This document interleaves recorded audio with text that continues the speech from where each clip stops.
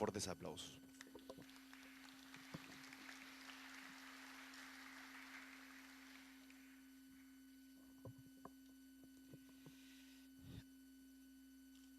Muy buenos días, señoras y señores, señor presidente del Congreso, doctora Daniela Pugatás, señor segundo vicepresidente del Congreso, congresista Yude Simons, señores congresistas, congresista Llovera, congresista Virgilio Acuña, congresista Molina, señores representantes de los gremios agrarios, señores representantes de las instituciones de ADEX, de Cámara de Comercio, de Sociedad Nacional de Industrias, académicos, señor representante de CEPEX, Colegio de Ingenieros, etcétera, etcétera. Todos son bienvenidos a este recinto, el Parlamento del país del Perú, donde se nos plantea los desafíos de acompañar a los gobiernos, al Ejecutivo, con el marco para poder llevar adelante esa tarea en bien de todos los habitantes del Perú. Damos la bienvenida a todos ustedes. Hoy día el desafío es analizar, avanzar en este debate de cuánto de necesario, conveniente o inconveniente es discutir ponerle el límite a la propiedad de la tierra en el Perú. Es innegable que la inversión privada ha contribuido de manera decisiva en el avance de la agroexportación de la agricultura empresarial en el país, pero también es indudable que este desarrollo económico, este crecimiento económico que le ha significado cada vez mejoras de condiciones de vida de los peruanos, también vaya transmitiéndose en desarrollo y en crecimiento social de los actores, de los peruanos que están aún en este sector rural con 3/4 de la población sumidos en pobreza. Esta gestión, esta legislatura, esta nueva gestión del gobierno en el Ejecutivo ha hablado de manera precisa de la necesidad de incluir socialmente a todos los peruanos. Y cuando se habla de inclusión, se tiene que establecer claramente qué comprende la inclusión. Comprende el trabajo, comprende la economía, comprende los servicios, las oportunidades, el derecho a todo lo que debe tener los habitantes por igual en el Perú. Por lo tanto, ese es el desafío al que hoy día podríamos aclarar en la foto de lo que significaría ponerle límites a la propiedad de la tierra en el Perú. No digo más, solo hacer votos porque este debate no se vaya a los extremos, porque esta audiencia pública de límites a la propiedad de la tierra no signifique argumentos para confundir los que están en pro y los que están en contra. No debemos hacer pánico de las inversiones en el Perú. No debemos evocar en el debate lo que no se quiere decir o lo que no se quiere hacer, como por ahí lo han deslizado, que estaríamos promoviendo una nueva reforma agraria en el Perú. No es eso. Nosotros, la ley no comprende para nada, el proyecto, el debate no comprende para nada expropiación, que eso sí es parecido a la reforma agraria. Queremos un debate amplio, sincero, y para eso estamos en el legislativo. Bienvenidos a todos, les agradezco a todos los académicos, les agradecemos a nombre de la Comisión del Congreso que hayan tomado tanto interés a los medios de comunicación que han difundido convenientemente desde hace varios días esta audiencia. Y por cierto, a nuestro presidente del Congreso, a la mesa directiva, aquí parte de la mesa directiva, que han puesto en la urgente necesidad de participar en tan importante propuesta. Bienvenido nuevamente y muchas gracias.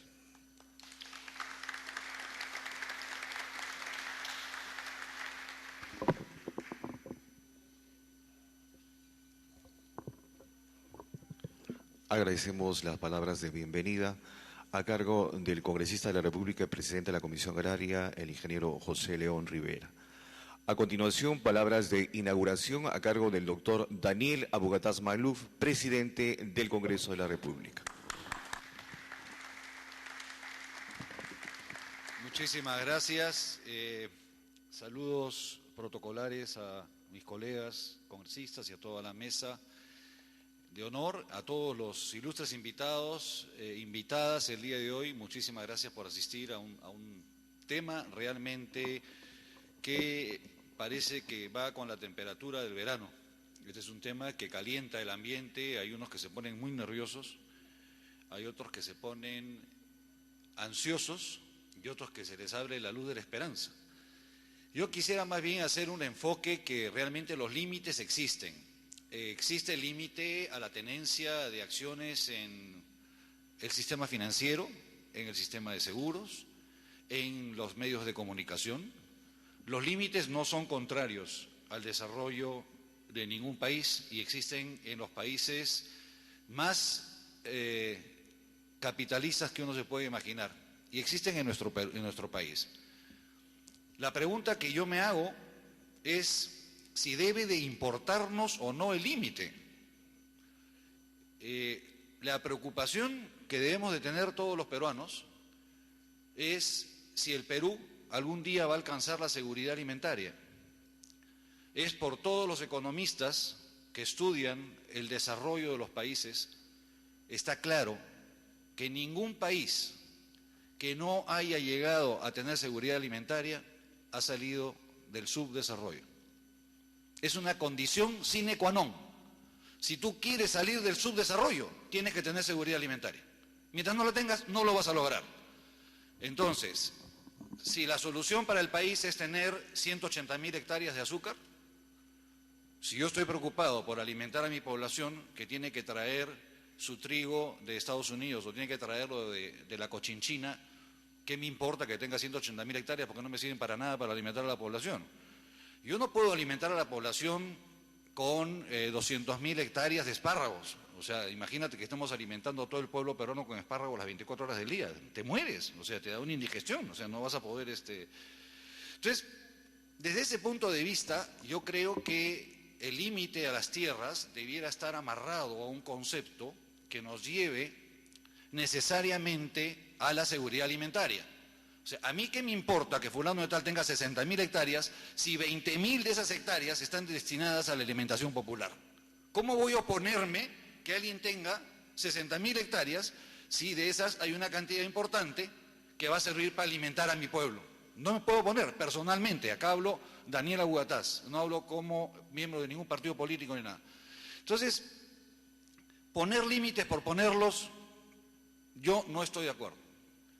Más bien, yo sí iría por la línea de que es indispensable que en todo proyecto de inversión, sobre todo en los proyectos donde el Estado subsidia a la empresa privada, en general, sea Olmos, sea Majes, sea el proyecto, todos los proyectos grandes de irrigación son proyectos que el Estado subsidia al empresario.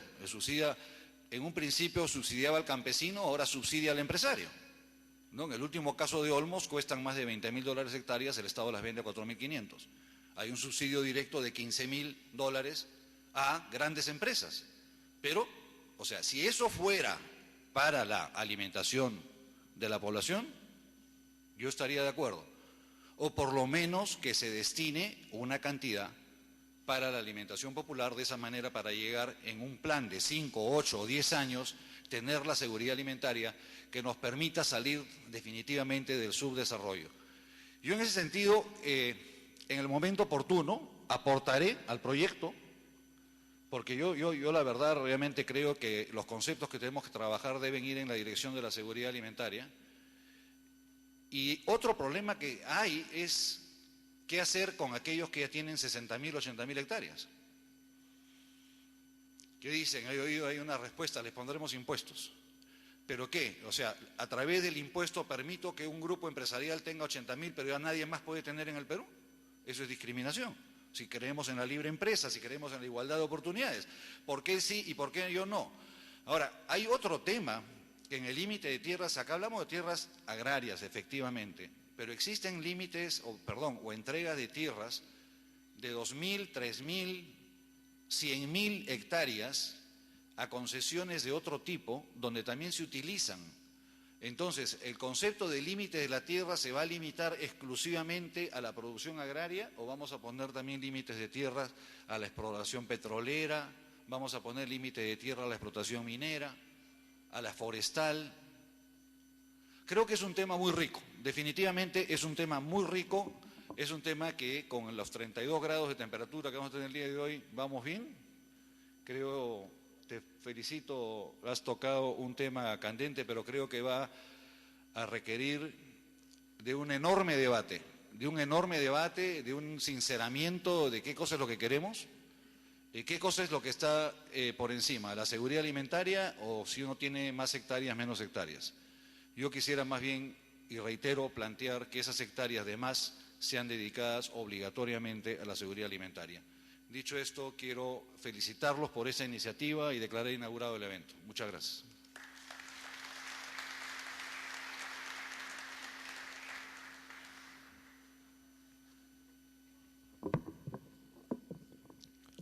Agradecemos las palabras de inauguración del doctor Daniel Abugatas. Seguidamente vamos a entrar a la primera exposición, proceso histórico de la propiedad de las tierras en el Perú. Para esto contamos con la presencia del doctor Valdemar Espinosa Soriano. Él es el director de la Escuela Profesional de Historia de la Universidad Nacional Mayor de San Marcos. Recibámosle con fuertes aplausos, doctor.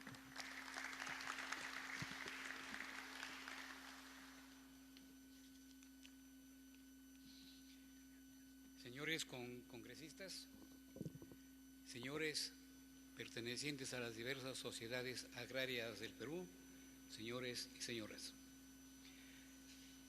Yo estoy invitado aquí para un tiempo muy restringido, no pasar de 20 minutos, para exponer sobre la cuestión histórica agraria en el Perú. Y cualquier cosa referente al pasado agrario en el Perú, no podemos hablar nada de lo que sucedió antes de los incas, porque de aquella época no tenemos ninguna fuente escrita en ningún archivo.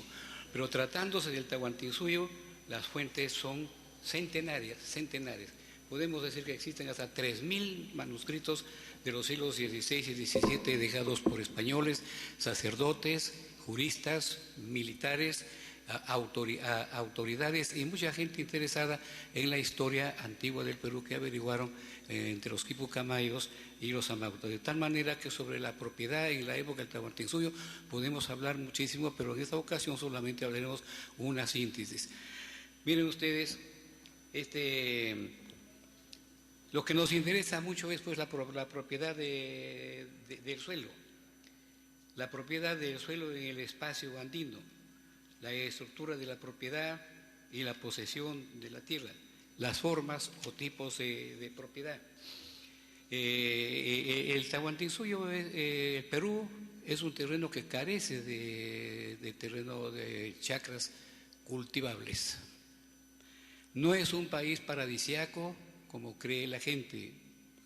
Los técnicos saben muy bien que la costa peruana es un desierto, que de cuando en cuando pasa un río, que en la época del verano tiene mucha agua y en la época del invierno hasta se secan esos cauces. La gente tiene que aprovechar, tiene que trabajar, tiene que pensar mucho. Ahí está la causa por la cual en la costa peruana surgieron grandes civilizaciones, porque mientras más angustia para vivir, más se piensa, más trabaja el cerebro para poder resolver los problemas económicos. Ahí porque hasta que descubrieron el guano de islas, que lo supieron aprovechar como el mejor abono orgánico para la producción. Entonces los valles del desierto, con agua, con abono, un mar riquísimo, con mariscos, con pescados, a través de los miles de años supieron ser estudiados y aprovechados eficientemente, al extremo de que sobraba la alimentación. De ahí que, como decía el presidente, el señor Abugatas, era un país desarrollado. Ya Víctor Raúl Aya de la Torre, en uno de sus numerosos escritos, dice el Tahuantinsuyo era un país desarrollado porque supo resolver todos sus problemas económicos. Bueno, ¿qué tipos de propiedad habían en el Tahuantinsuyo? Diversos. Había el Estado, es dueño de grandes, de miles, millones de hectáreas. Es una entrada eficiente que tiene el Estado. La gente trabaja en la propiedad del Estado y no trabaja gratis, sino bien retribuida. A la gente le gustaba trabajar en las propiedades del Estado porque el Estado bien que estaba convencido que los trabajadores son los que crean la riqueza del Estado, del país. Por lo tanto, hay que compensarles con mucha alimentación y con mucha bebida. Se bebía muchísimo en el antiguo Perú. Beber chicha diariamente era un gran prestigio, una gran honra. La gente apagaba su sed no con agua, sino con chicha en el antiguo Perú. Esa era la costumbre, no estaba mal visto, nadie murmuraba. Es ahí porque cuando el Estado convoca a los trabajadores para que trabajen en los terrenos del Estado, para crear el excedente económico, para mantener al ejército, para mantener a los administradores, para ofrendar a los dioses, porque era una sociedad muy religiosa, los ayllus de las comunidades acuden llenas de alegría, se ponen sus mejores vestidos ese día, sus mejores tocados, se van bailando a trabajar. Qué raro, en ningún otro país del mundo sucede eso, porque la gente sabe que va a trabajar y va a ser compensada con buena alimentación, con buena bebida, y a los que destacan, e inclusive les pueden premiar con dádivas adicionales, como son vestidos, joyas. Hay que ver que en el antiguo Perú el vestido vale más que el oro, tiene un gran valor. La gente noble en el antiguo Perú, la gente rica, nunca se pone un vestido dos veces, es un vestido por día. Imagínense ustedes la nobleza inca de muchos miles de personas. Hay la necesidad que existan talleres de textiles llamados aguaguases, dedicados exclusivamente a tejer ropa, tela para la nobleza en cantidades ingentes. Tenemos los números de estas ayahuasas, 82 en el Tahuantinsuyo, y cada una de ellas con inmensa cantidad de trabajadoras. Quito, por ejemplo, tenía 500 mujeres trabajadoras. Vilcas Guamán, 1000 mujeres que trabajaban, 500 para el Sol, 500 para Huiracocha. ¿Y qué hacían? Solamente tejer y ropa. Los más chiquitos eran los de Cajamarca, 200 trabajadoras. O el de Cajas, en la Sierra de Piura, 200 trabajadoras. Pero miren ustedes la inmensa cantidad de trabajadoras en estos talleres. Yo a veces hago comparaciones con el Perú moderno y no encuentro ninguna fábrica que tenga 500 obreras, 1000 obreras, 800 obreras. En el Tahuantinsuyo habían talleres con 500 obreras. Está indicándonos pues el exceso de producción, el derroche de protección que había en aquella época debido a una eficiente organización en la cual la población, la que gastaba su energía, nunca se quejaba, más bien estaba esperando su turno, que las convoquen, que los llamen, porque para ellos era una felicidad, porque mientras trabajaban para el Estado no gastaban ellos nada de la cosecha de su chacra particular, eso quedaba como un ahorro. Y bueno, no querían que terminara el turno, mientras otras multitudes esperaban que el turno llegase para ir a trabajar. Son las tierras que pertenecen al Estado, pero también habían tierras que pertenecían a los dioses. Todos los dioses tenían sus tierras, desde los más eminentes como el Sol, Huiracocha, hasta los más humildes que eran los dioses de los ayllus, con sus respectivos sacerdotes y sus respectivos trabajadores, en los cuales también se reproducía en pequeño el sistema del Estado. Ningún trabajador trabajaba gratis, todos bien comidos, bien bebidos y bien vestidos. Hay propiedad comunal. Preocupación importantísima del Estado es que todos estén organizados en ayllus. El ayllus no viene a ser otra cosa que la comunidad, y que la comunidad tenga sus terrenos para abastecerse por sí misma, sin esperar que el Estado les dé trabajo, sin esperar que el Estado los mantenga. Bueno, entonces toda comunidad tiene sus tierras, y cuando los incas llegan a sitios donde hay comunidades o los pueblos no tienen comunidades, fundan comunidades los incas. Es una de las características principales, porque mientras en Europa la comunidad aldea desaparecía porque aparece la propiedad privada, aparece el comercio, aparecen las clases sociales, aparece el ejército, etc. Aquí aparece también eso, pero no desaparece la comunidad, o sea, el ayllu. Esas son las características del mundo andino. Hay también algunas personas que son beneficiadas con propiedad privada en el antiguo Perú. Lo principal o eminente es la propiedad común, la propiedad colectiva. Pero el Inca tiene sus haciendas. No se le puede llamar latifundio. Latifundio es un terreno demasiado grande, demasiado extenso, la reunión de varias haciendas. Aquí solamente es una hacienda. Cada Inca debe tener su hacienda. ¿Y esa hacienda para qué es? Él lo consigue mediante conquistas, lo engrandece, tiene su servidumbre, que son los yanaconas. Ellos le trabajan. ¿Con qué finalidad acumula tierras? ¿Con qué finalidad fabrica almacenes y guarda chuño, guarda maíz, guarda todo? Para que sus hijos, sus nietos y bisnietos, que aumentan en cantidad geométrica, no padecieran hambre, porque cada inca era polígamo, es el único personaje de la alta nobleza que tiene derecho a tener hasta 400 esposas, 300 esposas, 2 hijos en cada provincia, y no por machismo, no por muestras de dominación masculina, sino es política. Debe tener 2 hijos en cada provincia para que esos hijos se conviertan en el enlace entre la provincia conquistada y el Cusco dominante. Son técnicas políticas que ellos inventan. 2 hijos bastan en cada provincia, no más de 2.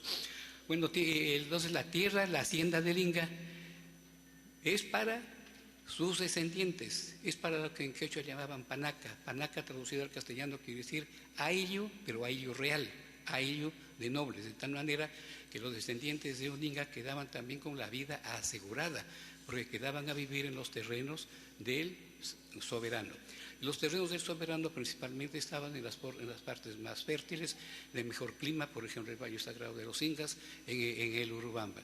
Sabemos muchísimo sobre las tierras privadas del Inca Pachacute, que abarcaban desde Ollantaytambo hasta Machu Picchu. Machu Picchu pertenecía a la propiedad privada de Pachacute, y ahí porque algunos arqueólogos sostienen que Machu Picchu fue la casa hacienda de Pachacute. Es una hipótesis, ¿no? Que nadie sabe a ciencia cierta qué fue. También habían algunos nobles curacas, jefes de provincias, que se beneficiaban con tierras privadas. Y las tierras privadas no solamente le daban en su lugar de naturaleza, de residencia, sino que podían dar en otros lugares lejanos, según el clima. Es el caso de los curacas de Huarochirí. Los curacas de Huarochirí tenían chacras de coca en Coca Chacra, aquí más allá, más acá de Chosica. Tenían chacras en Lima también. La Plaza de Armas era propiedad de los curacas de Chosica, que le daban estas tierras para que sembraran coca.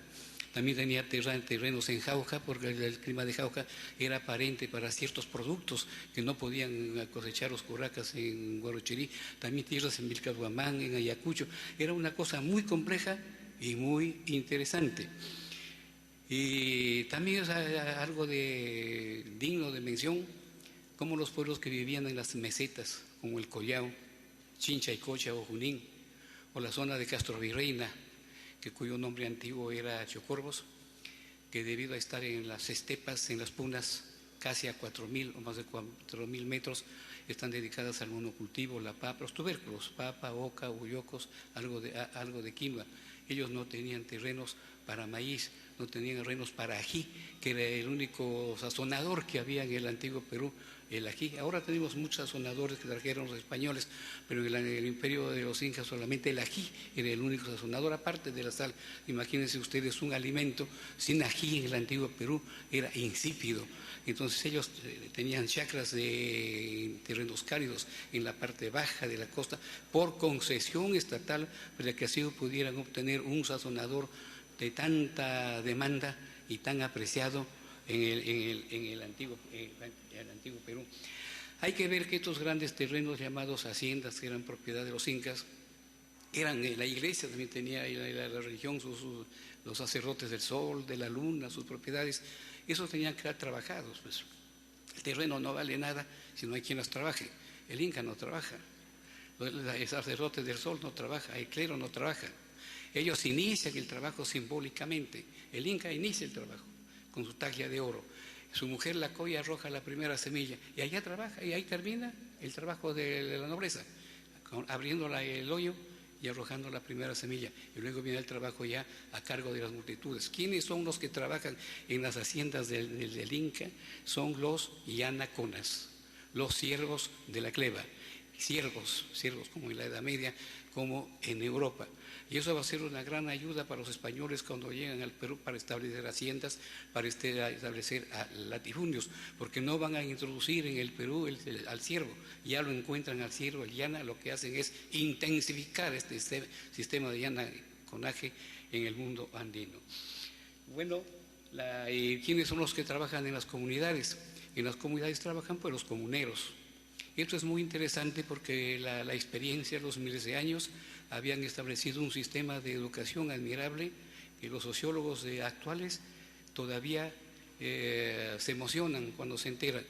Los muchachos en el antiguo Perú estaban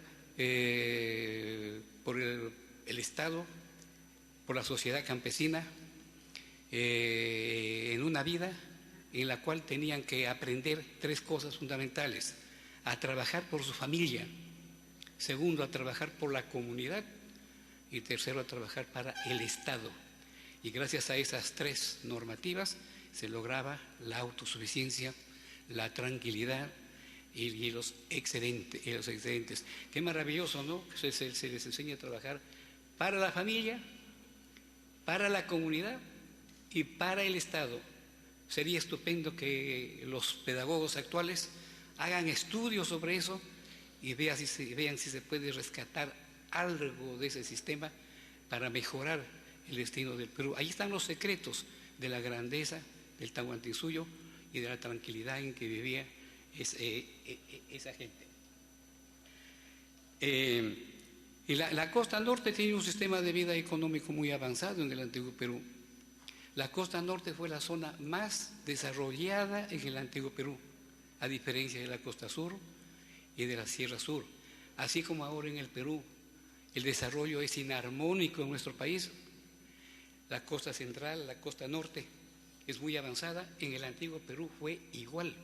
Es una cosa que se viene arrastrando desde hace centenares y miles de años. Imagínense ustedes, en la costa central y en la costa norte hay mercaderes especializados a tiempo completo que no tienen otra dedicación que una sola actividad. Son especialistas exclusivos en pesca, en salinas, en bebidas, en tejido, en armamento, en hacer ropa, hojotas, etcétera. Eso no sucedía en las sierras ni en la costa sur. Ahí la gente sabía hacer de todo hacía para poder vivir. Aquí había avanzado bastante, de tal manera que se pregunta por qué la gente de Piura, la gente de Lambayeque, la gente del Chicama, etcétera, de la de Lima también, se había llegado a ese grado extremo de especialización. Es porque faltaba la tierra. Aquí la tierra produce hasta donde llega agua, y hay momentos en que el agua ya no puede ser llevada más allá porque la gravedad de la tierra no lo permite. El agua circula cuando hay declive, cuando ya no puede subir por sí sobre el agua. Ellos no conocían bombas, no conocían técnicas especiales para poder subir el agua. Aumenta la población enormemente, aumentan las bocas para alimentar. Entonces la gente que no tiene tierra para sembrar inventa una serie de actividades para poder vivir, y ahí ya aparecen los tejedores, los pescadores, los salineros, y hay un gran intercambio, un gran trueque, y eso les permite vivir. Entonces la costa es desarrollada desde Nazca hasta Guayaquil desde antes de los incas y desarrolló más en la época de los incas, y ese panorama se mantiene en el Perú, porque verán que la costa central es muy desarrollada, la costa norte muy desarrollada, la inmigración de todo el Perú es a la costa central y a la costa norte. Hoy así fue también en el antiguo Perú. Es otra cosa que deben estudiar los planificadores para ver si esto contribuye algo para el desarrollo, el conocimiento profundo. Tengo que suspender esto porque ha pasado los minutos y me ha llegado un papelito aquí que el tiempo se ha cumplido. Gracias.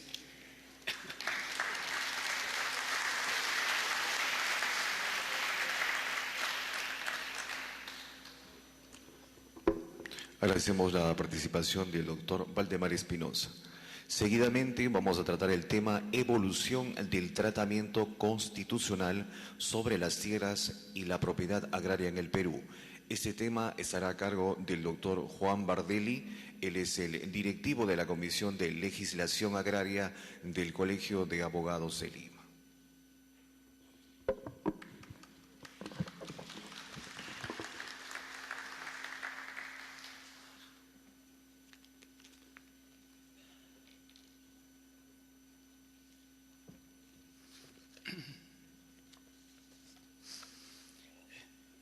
Buenos días, señores congresistas, señores miembros de la mesa, público en general. En representación del Colegio de Lima, me hago presente como presidente de la Comisión de Derecho Agrario y colaborando en este evento a efecto de hacer una síntesis, una sinopsis del desarrollo constitucional que ha tenido el desempeño y la legislación constitucional respecto a las tierras de cultivo de particulares y tierras de cultivo también de las comunidades campesinas.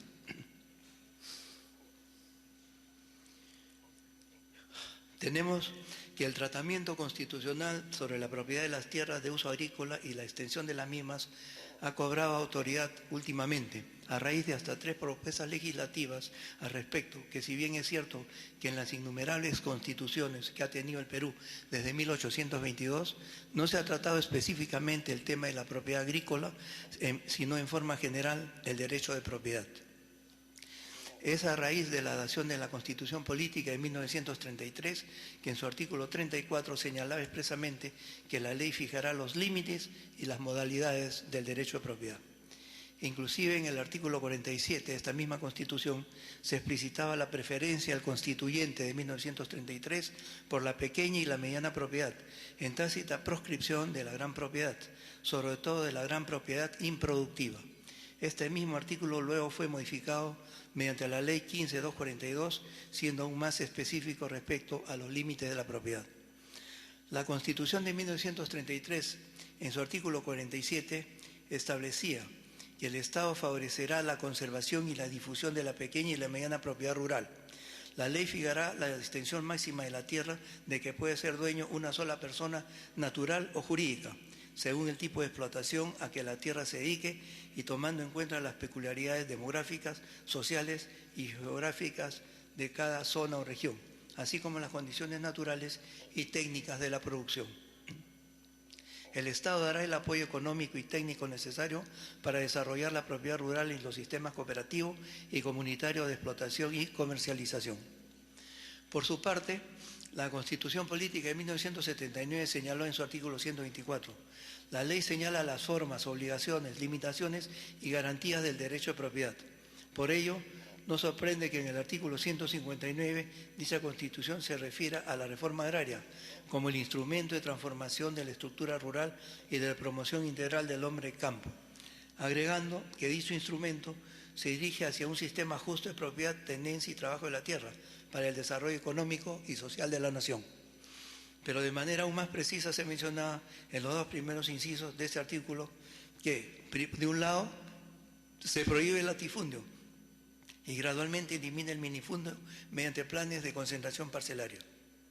Segundo, difunde, consolida y protege la pequeña y mediana propiedad rural privada. La ley fija sus límites según las peculiaridades de cada zona. Lo dicho hasta ahora permite afirmar que a lo largo de buena parte del siglo XX el Estado estaba no solo facultado para poner límites a la propiedad agraria, sino incluso para llevar adelante acciones como las expropiaciones encaminadas a eliminar el latifundio, promoviendo la formación de unidades agrarias pequeñas y medianas, como lo resalta el doctor Pedro Castillo Castañeda en una publicación últimamente producida por CEPES. Tras cerca de 11 años de aplicación de la Ley de Reforma Agraria, en 1980, al acceder por segunda vez el gobierno del presidente Belaúnde, aprobó un decreto legislativo conocido como Ley de Promoción y Desarrollo Agrario. Así, el gobierno del presidente Belaúnde puso fin a los procesos de adjudicación por reforma agraria y modificó las normas sobre afectación de tierras, tierras eriazas de selva y sobre empresas asociativas, cooperativas agrarias y sociedades agrícolas de interés social, entre otros. La reforma agraria fortalecía las denominadas empresas asociativas durante el periodo de 1980 a 1985. Se fomentó su parcelación usando 2 mecanismos: el cambio de modalidad empresarial y la reestructuración, lo que dio inicio al proceso de parcelación de estas cooperativas agrarias. En la práctica, no se derogó la Ley de Reforma Agraria, pieza central de una legislación que se distanciaba fuertemente del tratamiento liberal a la propiedad y a la posesión, que habían regulado las relaciones jurídicas sobre la tierra hasta el año 1969. Igualmente, durante este gobierno se mantuvo en funcionamiento el Fuero Agrario, creado en la Ley de Reforma Agraria para facilitar la aplicación de las normas sobre la reforma agraria.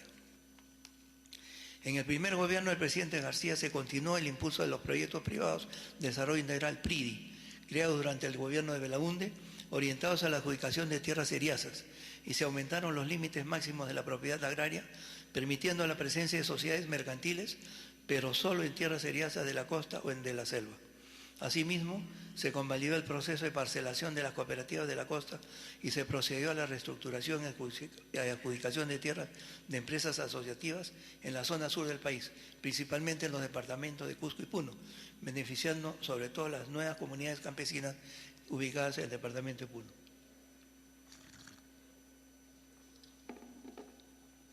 Sin embargo, la norma más significativa del primer periodo del presidente García fue el Decreto Supremo 02888 del 20 de marzo de 1988 que creó el Proyecto Especial de Desarrollo Agrario, Cooperativo y Comunal, más conocido como Plan Costa, con el objetivo de garantizar la reactivación económica de la actividad agraria mediante la promoción de la inversión privada en tierras seriazas de la costa. Durante el gobierno del presidente Fujimori se produjo el mayor cambio en la política respecto a la tierra. Ello significó el mayor giro respecto a las políticas que versaban sobre ella. Se dejaba atrás la reforma agraria y se iniciaba el proceso de liberalización de ellas, facilitando su adquisición. Originalmente, este proceso se inició con el Decreto Supremo 011-91, que aprobó medidas para alentar la producción de alimentos, garantizando la propiedad del agro y sobre todo facultando la transferencia libre de la propiedad de la tierra. En efecto, esta norma permitió que sociedades anónimas o de cualquier otra forma asociativa puedan ser propietarias de tierras. Se dispuso que la propiedad agraria, cualquiera fuera su origen, comunal o de pequeños propietarios, pudiese ser libremente transferida a terceros con la posibilidad de otorgarles en arrendamiento o eventualmente poderlas hipotecar.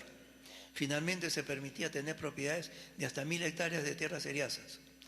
La reforma agraria había señalado el límite de 150 hectáreas y el presidente García lo elevó a 450 hectáreas. Las críticas al mencionado decreto supremo hicieron que ese mismo año se promulgara una segunda norma, el decreto legislativo 653.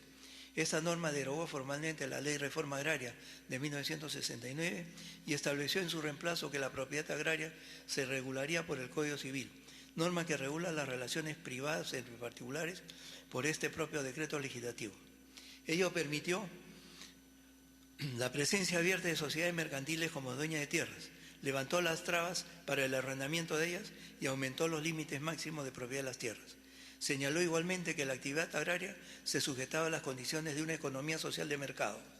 La Constitución de 1979 señalaba que el Estado otorgaba prioridad al sector agrario. Sin embargo, la Constitución de 1993 solamente dice que el Estado apoyará preferentemente el desarrollo agrario. En el campo de los textos normativos, ambas expresiones tienen la misma ratio legis. Lo propio puede decir de las normas que establecen para garantizar la propiedad, esta vez comparando la norma bajo comentario con el artículo 157 de la Constitución de 1993. A continuación de la crisis política de abril de 1992, se instaló el Congreso Constituyente Democrático, el cual aprobó en 1993 la vigente Constitución.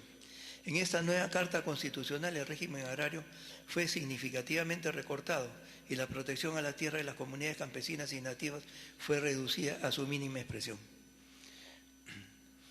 En ese aspecto, la Constitución vigente establece en su artículo 88 lo siguiente: el Estado apoya preferentemente el desarrollo agrario, garantiza el derecho de propiedad sobre la tierra, en forma privada o comunal o en cualquier otra forma asociativa. La ley puede fijar los límites y la extensión de la tierra según las peculiaridades de cada zona. Las tierras abandonadas, según previsión legal, pasan al dominio del Estado para su adjudicación en venta.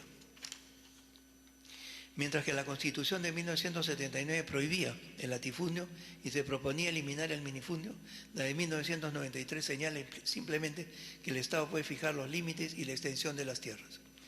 En relación al abandono de las tierras, la Constitución de 1979 decía que las que caían en tal situación se destinaban a la adjudicación de campesinos sin tierras. La de 1993, como se ha expresado, las adjudica en venta. De esta forma, la Constitución de 1993, respecto al tema que nos ocupa en estas páginas, establece una fórmula bastante laxa por la cual es facultad del Estado, a través de la ley, fijar los límites y la extensión de la tierra según las peculiaridades de cada zona. Con esta nueva carta política se abrieron las puertas y se incentivó la participación de grandes agentes económicos en el campo. Para ello, era necesario otorgarles las garantías correspondientes a través de la adopción de normas que diesen estabilidad y seguridad jurídica a sus inversiones. Con este fin, se promulgó la Ley de Promoción de la Inversión de las Actividades Económicas de la Tierra y en el territorio nacional y de las comunidades campesinas y nativas, Ley 26.505, más conocida como la Ley de Tierras de julio de 1995. Las garantías previstas en los artículos 70 y 88 de la Constitución Política significa que por ningún motivo se podría imponer limitaciones o restricciones a la propiedad de las tierras distintas a las establecidas en el texto de la presente ley. La coyuntura actual del país, conflictos sociales por el aprovechamiento de los recursos naturales, incluidos la tierra, pone otra vez sobre el tapete la discusión sobre los límites sobre la tierra. En abril de 2009 se presentó al Congreso un proyecto de ley que proponía establecer límites máximos a las propiedades agrícolas, pero solo en la región de la costa. El congresista oficialista Alfredo Senzano fue quien presentó el proyecto de ley 3194, el cual proponía en 2 breves artículos fijar en 40.000 hectáreas el límite de extensión de la propiedad agrícola en la costa. De la misma forma, Tomás Zamudio, del Grupo Nacionalista, presentó el 9 de junio la propuesta legislativa 4075 y de manera casi idéntica a la propuesta de Senzano señalaba que para las tierras agrícolas, para la costa el límite de la propiedad agraria debe ser no de 40.000 sino de 25.000. Otro tema concomitante al de las tierras agrícolas es el de la propiedad de las tierras comunales, es decir, de las comunidades campesinas y nativas, que son formas ancestrales de organización de la población serrana y selvática del Perú, aunque en los últimos decenios también se han constituido en la costa del país. Las comunidades son organizaciones que incluyen lazos primarios de relación dentro del grupo de una organización para el trabajo y otra para la producción, con mecanismos de solidaridad y reciprocidad entre las familias conformantes. En realidad, este tema ya en la parte histórica ha sido tratado por el señor que me antecedió en el uso de la palabra y voy a referirme concretamente a lo que establece la Constitución respecto a los temas de las comunidades. En la Constitución de 1920 se estableció la imprescriptibilidad e inalienabilidad de las tierras y esa fue la tónica dominante durante las décadas que le siguieron respecto a las tierras de las comunidades. La Constitución de 1993, sin embargo, permite la libre disposición de las tierras de las comunidades y también el abandono, entendido como causal de extinción del derecho de propiedad. Es la Constitución que más cerca ha estado hasta ahora de devolver las tierras comunales al mercado, aunque como vemos no las ha podido restituir plenamente a él.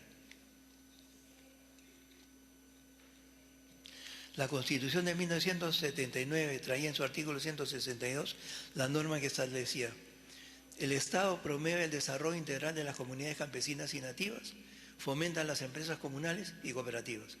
Probablemente entendiendo que una norma de esa naturaleza afectaba al neoliberalismo imperante en la Carta, tanto para el desarrollo de las actividades económicas como para la neutralidad y simple función reguladora y fiscalizadora del Estado.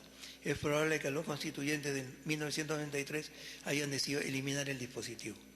Si bien es cierto que el Perú se tropezó con innumerables problemas cuando se pretendió transformar a las comunidades campesinas en empresas comunales o cooperativas, y por ello parece razonable haber eliminado la parte final del artículo transcrito, consideramos que sí sería muy importante que el Estado se preocupara con darle prioridad en dotar a las comunidades campesinas de recursos esenciales para su desarrollo, probablemente haciendo obras de irrigación y viabilidad que ellas necesitan para poder asumir una posición más competitiva en el mercado productivo nacional.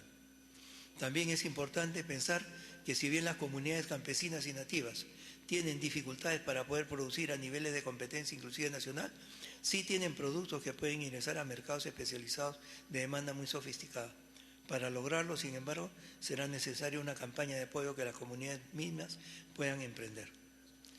El rol promotor del Estado en estos aspectos es muy importante y debería de haber quedado en el texto de la Constitución. Al respecto, el historiador Jorge Basadre, en su obra Historia de la República, dice: los constituyentes del siglo XIX no se ocuparon del indio excepto en la relación con el derecho de votación. La Asamblea de 1919 reconoció a las comunidades, pero no dedicó a este asunto una cuidadosa atención. Hoy en día el universo de las comunidades campesinas es significativo en nuestra realidad nacional por cuanto siguen gravitando dentro de la economía del país.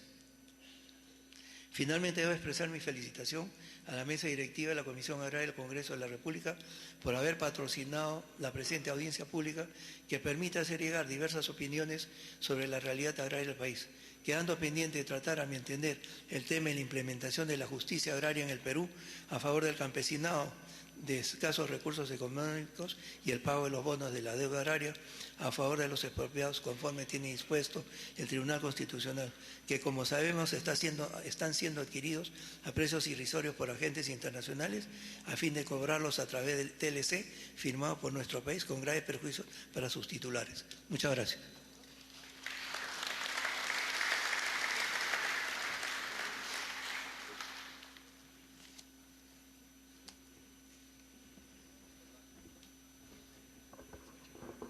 Agradecemos la participación del doctor Juan Bardelli.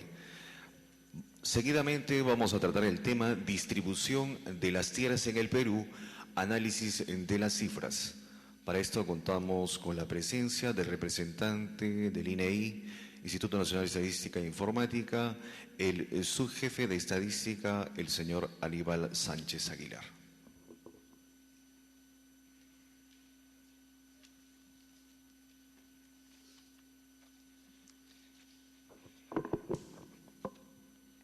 Muy buenos días, ingeniero José León Rivera, presidente de la Comisión Agraria del Congreso de la República, señor doctor Yehude Simons, un gusto, señores miembros de la comisión, señoras asistentes. En primer lugar, quiero expresar el agradecimiento del Instituto Nacional de Estadística e Informática por esta invitación a presentar algunas cifras que, como ustedes conocen, reportan ya cerca de 17 años y que están referidas fundamentalmente a la última información que tenemos, que está del tercer Censo Nacional Agropecuario.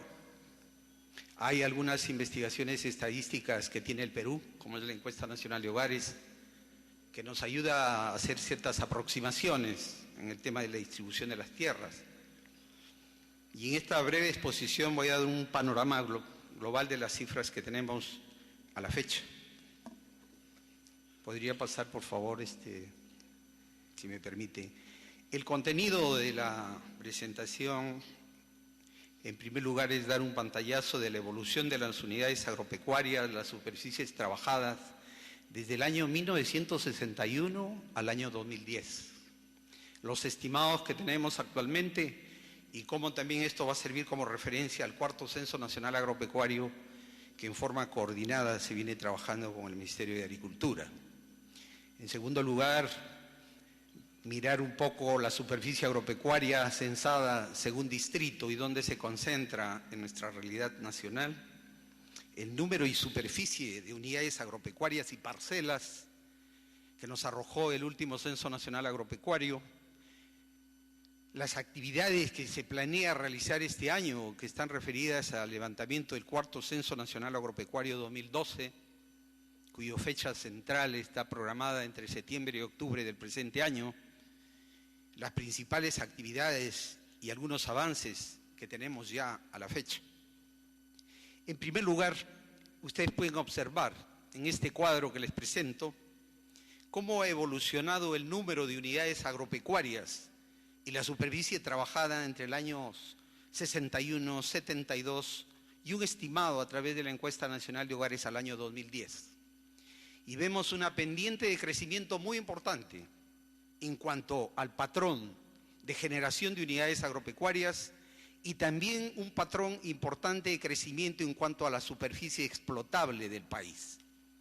En el censo del año 61 se registraron 852.000 productores agropecuarios aproximadamente, subió a cerca de 1.390.000 en el año 72, 1.745.000 en el año 94 y en la actualidad estimamos cerca de 2,5 millones de unidades agropecuarias distribuidas a lo largo y ancho del país. Así como ha crecido el número de productores agropecuarios, también se observa un crecimiento muy importante de la superficie trabajada. Si en el año 61 se explotaban cerca de 18 millones de hectáreas, esta cifra sube a 23 millones en el censo del 72, sube a 35 millones en el censo del año 94, fecha del último censo nacional agropecuario, y en la actualidad estimamos debe estar bordeando los 60 millones de hectáreas que de alguna manera se producen o vienen generando bienes en el país, en costa, sierra y selva. En cuanto al número de unidades agropecuarias según tamaño, uno puede observar que entre el censo del año 91 y el censo del año 94 hay una disminución de cerca de 13 puntos porcentuales en aquellas unidades menores de 5 hectáreas. Es decir, en la década del 60 tendríamos el 83% de unidades agropecuarias menores a 5 hectáreas y en el año 94 aproximadamente 70% de productores del campo con menos de 5 hectáreas, cifra que estimamos se mantiene en la actualidad. También podemos apreciar que hasta el año 94 las unidades agropecuarias que tenían entre 5 y 20 hectáreas se duplicaron en la proporción de esa torta que implica el tamaño total, así como aquellas de 20 a 100 hectáreas que también se duplicaron al pasar de cerca de 2,9% en el año 61 a 6,3% en el año 1994. Esta tendencia definitivamente debe ser más persistente a la fecha, cosa que conoceremos cabalmente con la realización del cuarto Censo Nacional Agropecuario. También cuando observamos la superficie trabajada, vemos una reducción de la superficie que está ligada a la pequeña producción de menores de 5 hectáreas en una reducción de cerca de 12 puntos porcentuales, al pasar de 84,3 a 72,8 en el año 94.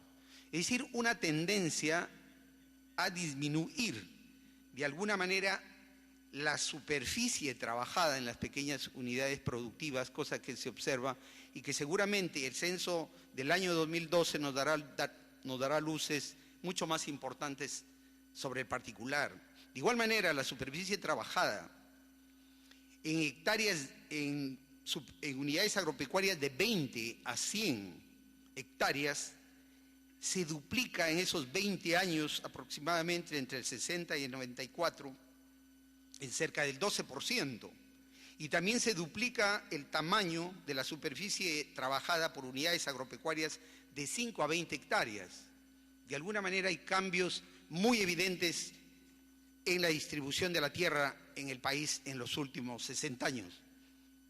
Este mapa que ustedes pueden ver a continuación nos permite apreciar que la superficie agropecuaria censada según distritos, vemos que en el año 94 más del 50% de las tierras agropecuarias estaban ubicadas en la sierra, a lo largo de la sierra del país. Se aprecian 3 grupos muy importantes de concentración de la pequeña propiedad, primero al norte entre la Libertad y la cuenca de Cajamarca, segundo las vertientes de los Andes entre Lima y la ceja de Selva Oriental, y por último la Sierra Sur del Triángulo de Ayacucho, Tarata, Sandia, al sur de nuestra patria. Los segmentos de color verde implican evidentemente el grado de concentración de la superficie total. El más intenso verde evidentemente muestra entre el 90 y 100% de la superficie agropecuaria del distrito. De igual manera, cuando uno observa el número de habitantes, es decir, la presión demográfica por cada 100 hectáreas de superficie agropecuaria, también referida al año 94, como resultado, ustedes conocen muy bien, del proceso migratorio de la población, de las áreas rurales a las áreas urbanas, y especialmente a la costa, se observa una baja densidad de la población en la sierra y una alta densidad en la costa. Se observa además un incremento de la densidad en la zona de selva, que seguramente el censo del año 2012 nos pinte mejor la realidad de estas nuevas áreas explotables en ceja de selva y selva en nuestro territorio. De igual manera, el cuadro que uno observa a continuación, la superficie de tierras de cultivo según distrito, se concentran principalmente en los valles de la costa. Allí están las áreas más explotables, más productivas, que definitivamente están ligadas de alguna manera a los grandes proyectos de irrigación, como ustedes pueden ver, el color intenso de verde en La Libertad, Ancash, Ica, Arequipa, Moquegua, Tacna, y en algunas partes muy interesantes como el Valle de Mayo, que va pintando hacia la selva alta del departamento de Loreto. Este cuadro, que muestra el número de productores y superficie de las unidades agropecuarias del año 94, nos decía que en el país se registraron 1.765.000 unidades agropecuarias, con una superficie explotable de 35,6 millones de hectáreas. Y podemos apreciar también que el número de unidades agropecuarias con tierras es casi el 100%, 99,4%, y trabajadas intensamente 99%, y hay unidades agropecuarias sin tierra que definitivamente puedan haberse incrementado a la fecha.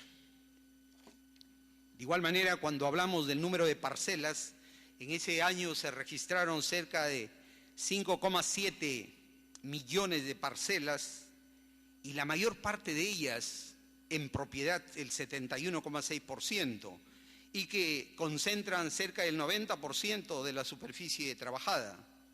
En arrendamiento, 2,3% de parcelas con una superficie de 1,2%, y comunal, el 23,2% de parcelas con el 7,4% de la superficie sembrada, cifras que nos reveló el censo del año 94.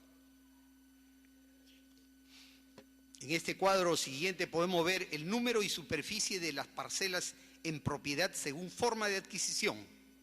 Y ahí vimos que por herencia de esas 4 millones de parcelas, cerca del 62% se han transmitido a través de padres a hijos, y definitivamente compra-venta un 27%, que sería interesante ver cómo ha cambiado, aspecto que lo contabilizaremos con el censo del año 2012.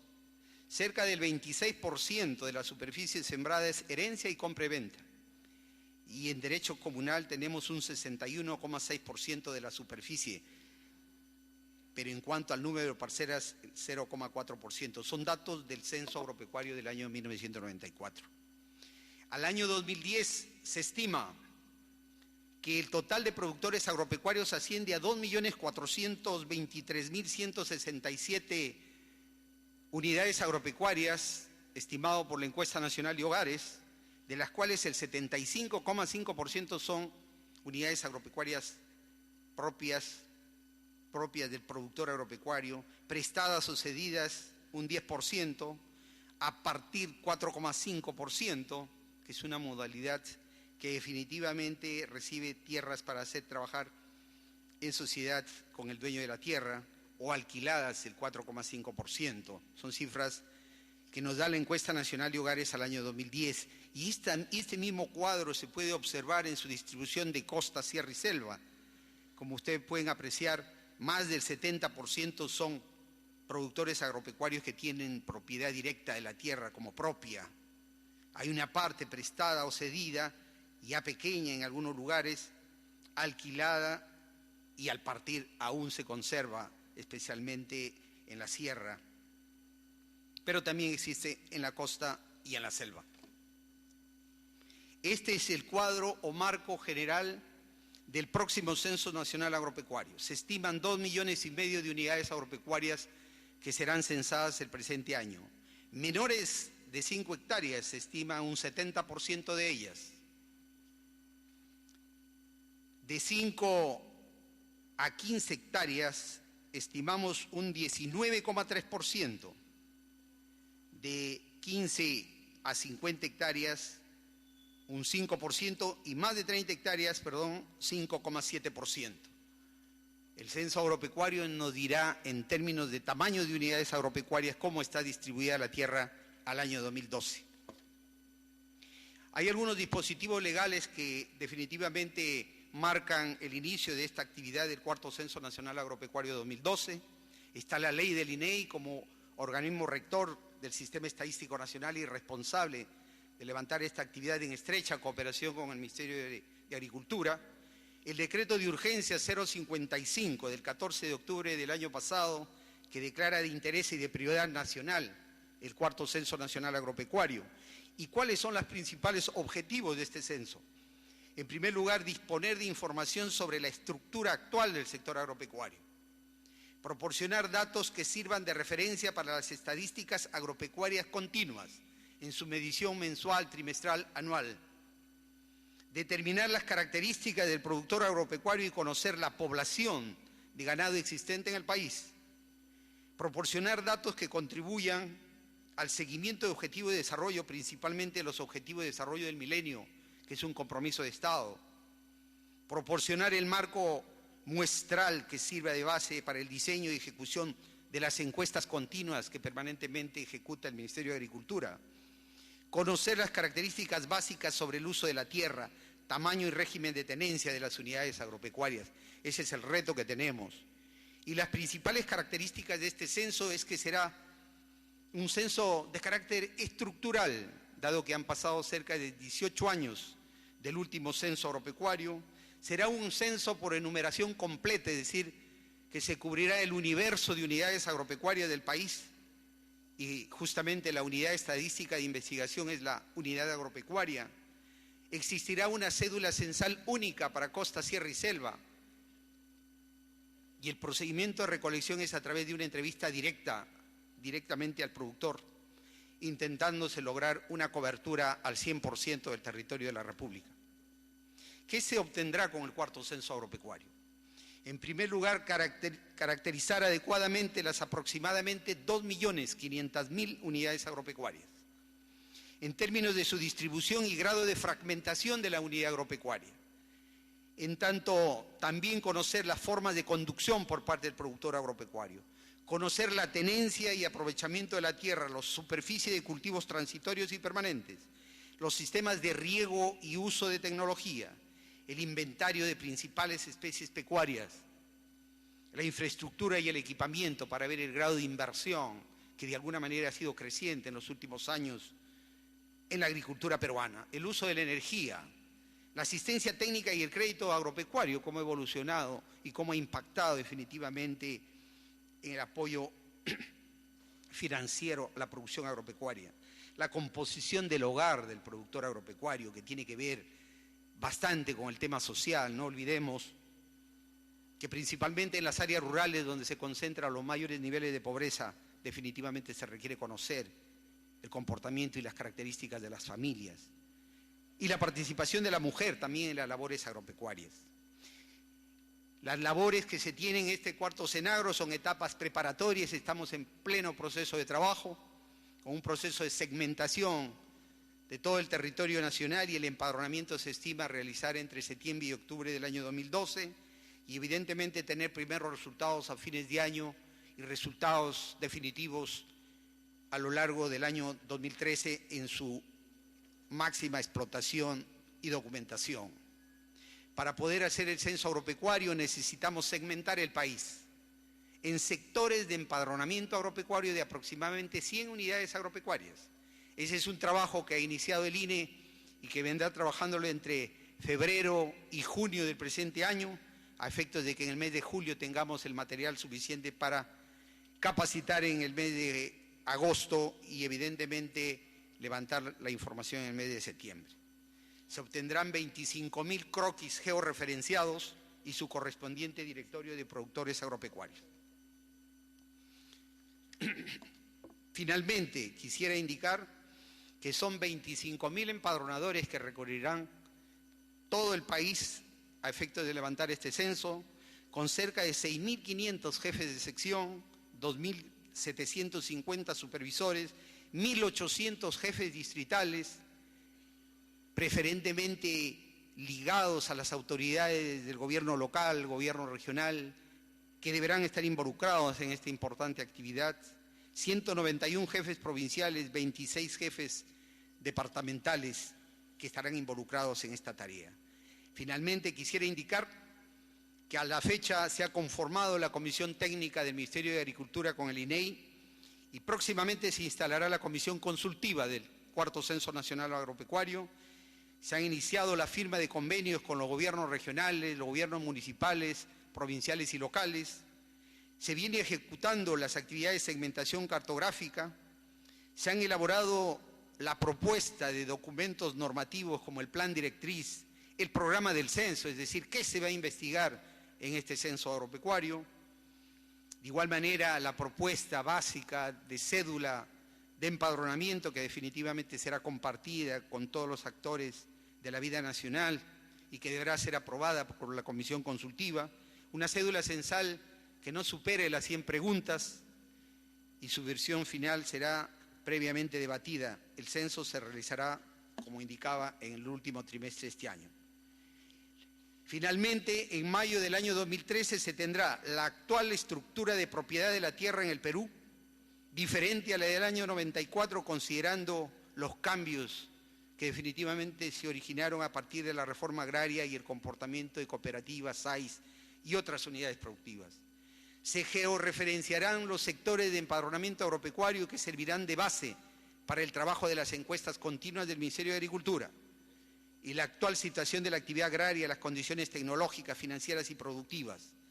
Se empadronarán los 25.000 sectores y definitivamente esperamos vuestras sugerencias y participación activa y el apoyo a esta importante actividad estadística. Muchas gracias por su atención.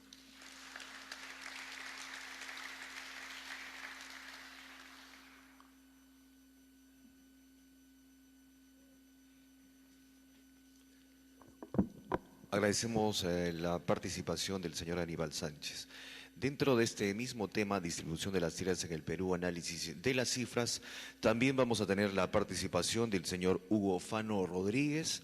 Él es el director general de la Oficina de Estudios Económicos y Estadísticas del Ministerio de Agricultura.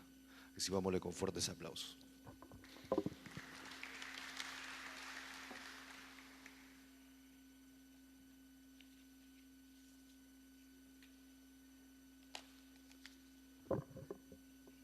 Muy buenos días. En primer lugar, agradecer la invitación a este importante evento.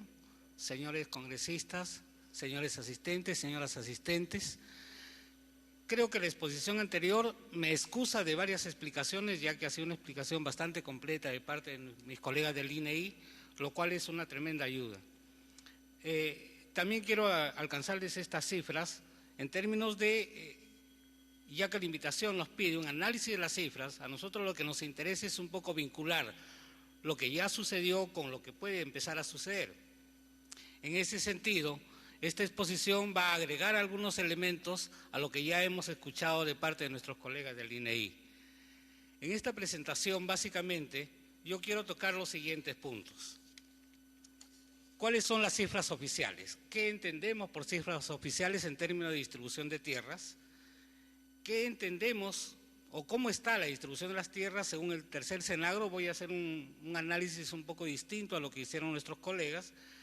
Luego, sobre esa base, quiero empezar a explicar cuál ha sido la dinámica de la propiedad de la tierra a partir del año 96 hacia adelante hasta la actualidad, cómo se está dando la ampliación de la frontera agrícola, que son solo estos dos, el tercer punto y el cuarto son solo dos de los elementos, de otros elementos que también inciden en términos de la propiedad agrícola.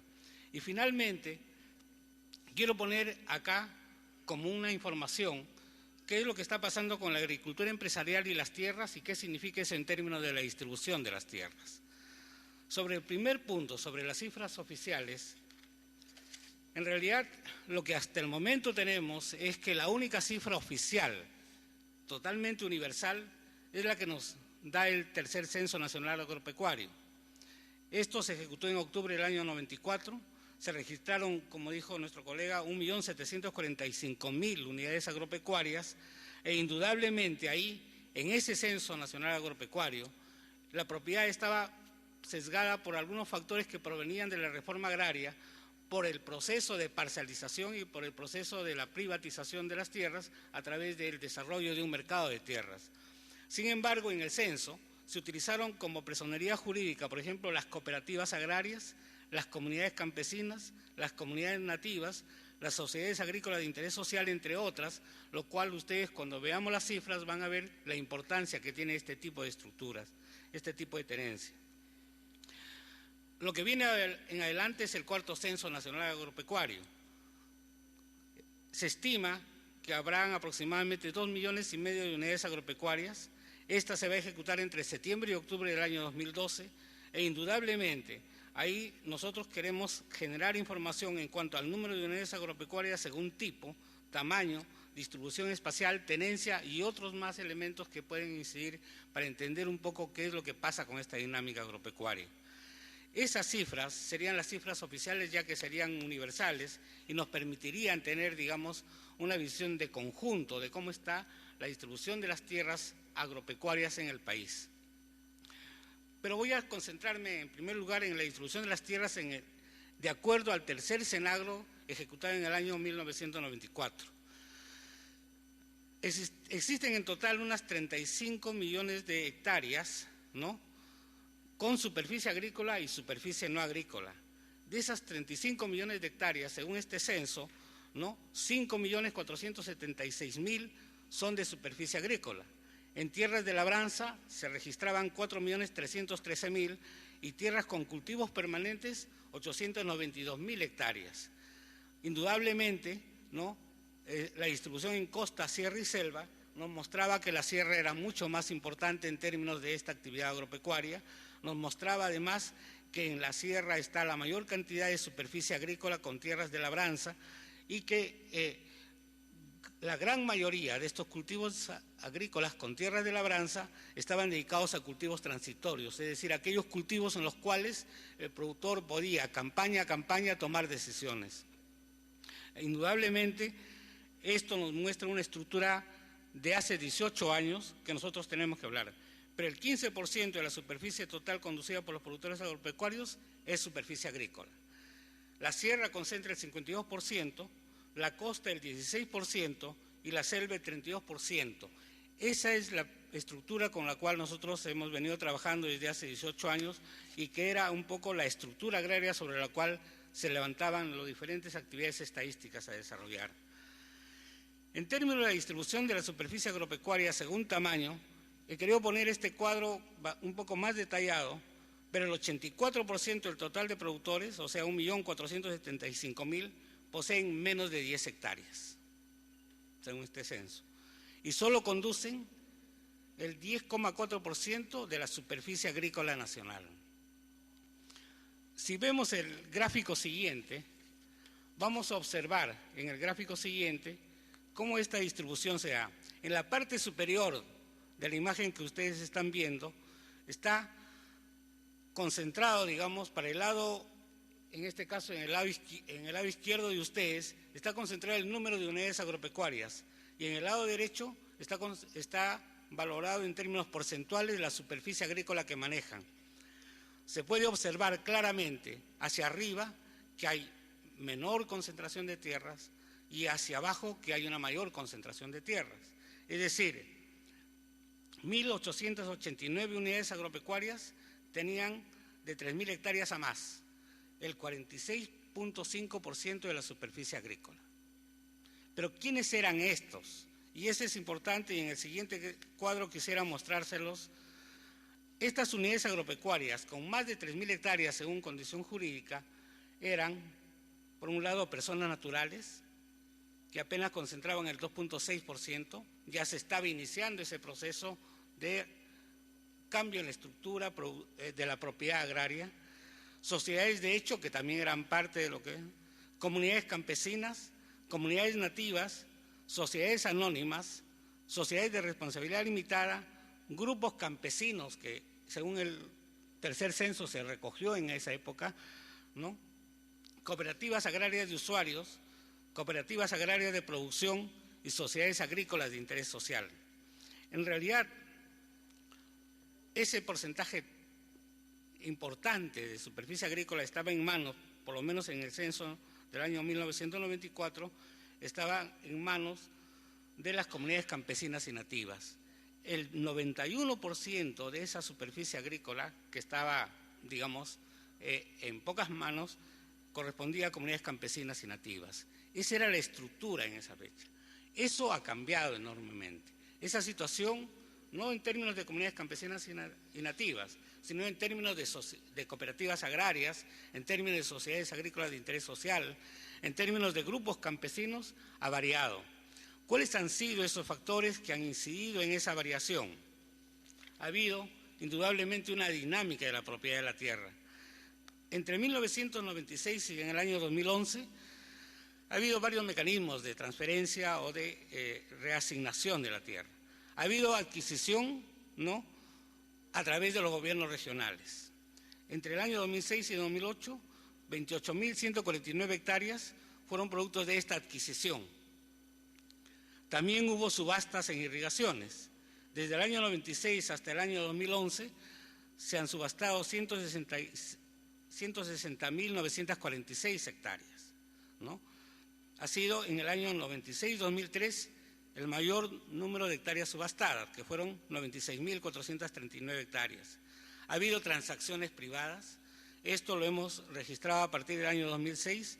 Son en total 55.000 hectáreas que han sido producto de transacciones privadas que han pasado de repente de pequeños agricultores a grupos empresariales o a empresas.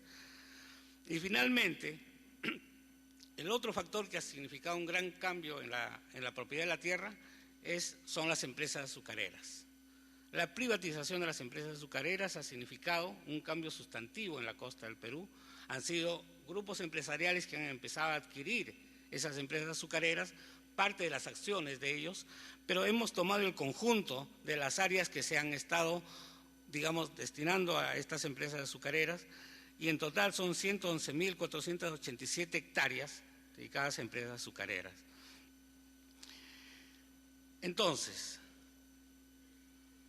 de todas estas, el 31.3% corresponden a privatizaciones de las ex cooperativas azucareras y el 45.3% corresponden a venta del estado de tierras de nuevos proyectos de irrigación. Yo creo que son dos factores que hay que tomar siempre en cuenta en términos de esta dinámica de la tierra. En términos de la ampliación de la frontera agrícola, que sería el siguiente cuadro que vamos a ver, en términos de la ampliación, nosotros tenemos más o menos estimado un total de 277.604 hectáreas, ¿no?, de superficies proyectadas, de los cuales se han ejecutado ya 102.896 hectáreas y que se van a incorporar a futuro un total de 207.708 hectáreas. Es decir, esto todavía tiene mucho que discutirse, tiene que verse. Actualmente está en licitación lo de Olmos, entonces hay una serie de aspectos que hay que seguir discutiendo sobre este tema de la ampliación de la frontera agrícola, porque ese ha sido un factor importante en términos de la distribución de la tierra. Entonces, bajo esta perspectiva, y tomando en cuenta que hay una discusión en términos de la tierra, sin entrar en la discusión de la pequeña agricultura, sino de frente al tema de la agricultura empresarial y de las tierras, el cuadro que presentamos a continuación, en términos de agricultura empresarial de tierras, nos permite ver, por un lado, el número de grupos empresariales que existen para cada una de las regiones, el número de empresas según cada grupo empresarial y los principales cultivos en los cuales ellos se están concentrando, y la superficie total que estaría comprometida en términos de la agricultura empresarial. Son un total de 300.000 hectáreas comprometidas dentro de la agricultura empresarial, de los cuales, por ejemplo, por debajo de las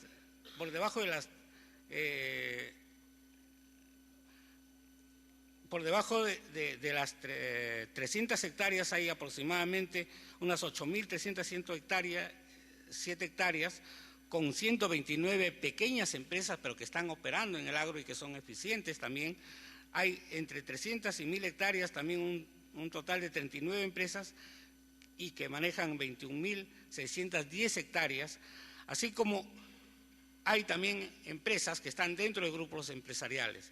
Entonces, del total de estas 300.000 hectáreas, 227.000 hectáreas están dentro de manos de grupos empresariales y 72.000 hectáreas son de empresas independientes que vienen laborando en el agro, que vienen conduciendo, ¿no?, a actividades agropecuarias. Entonces, esta situación, en términos de la superficie cultivada de los grupos empresariales según región y departamento, ustedes pueden ver en el siguiente cuadro cómo es que, digamos, inciden en términos del total del área agrícola que existe en la región.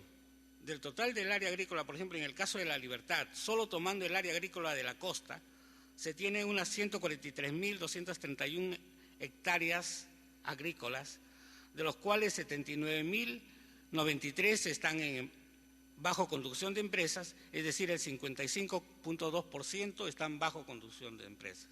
Indudablemente ahí están jugando mucha importancia las azucareras, las empresas azucareras. En menor medida, por ejemplo, en el caso de Ica, de las 110.000 hectáreas, ¿no?, 1.774 hectáreas, según los registros que nosotros disponemos, están en manos de grupos empresariales, es decir, el 1.6% de las tierras. Esa es más o menos la estructura. Esos son los elementos que nosotros hemos querido mostrar y que eso nos conduce a algunas conclusiones importantes. En primer lugar, ¿no?, la concentración de las tierras no es el único factor de economías de escala que necesariamente garantiza eficiencia en el agro. Hay pequeñas empresas que pueden manejar eficientemente el agro, pero que existen otros mecanismos. En segundo lugar, que esta redistribución de las tierras, de la propiedad de las tierras, se está haciendo en función fundamentalmente de la ampliación de la frontera agrícola a través de un mejor uso del agua. Es decir, está muy vinculado tierra a agua. Y ese es un elemento que hay que tomar muy en cuenta porque no es lo mismo hablar en zonas de abundancia de agua sobre una redistribución de las tierras que hablar en una zona donde el problema es la escasez de agua. Entonces son factores totalmente distintos.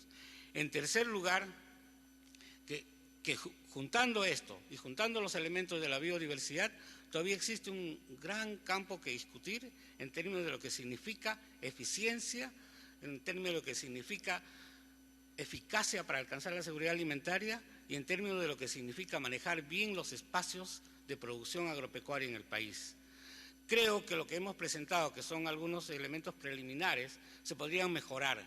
Consideramos importante, por ejemplo, mantener registros administrativos respecto a las empresas, porque eso nos permitiría darle seguimiento a los datos que un censo nos brinda. Pero todo eso significa poner como compromiso que el Perú necesita estar bien informado de su estructura agraria y, por lo tanto, estando bien informado, puede tomar mejores decisiones. Ese era el punto. Muchas gracias.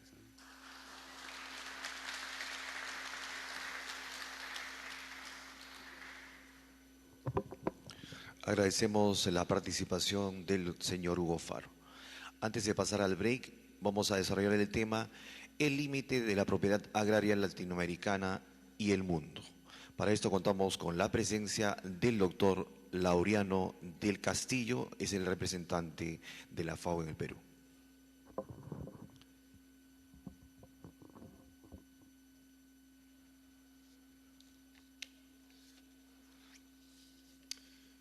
Muy buenos días con todos y con todas ustedes, señores miembros de la Comisión Agraria del Congreso de la República, el congresista Yude Simón.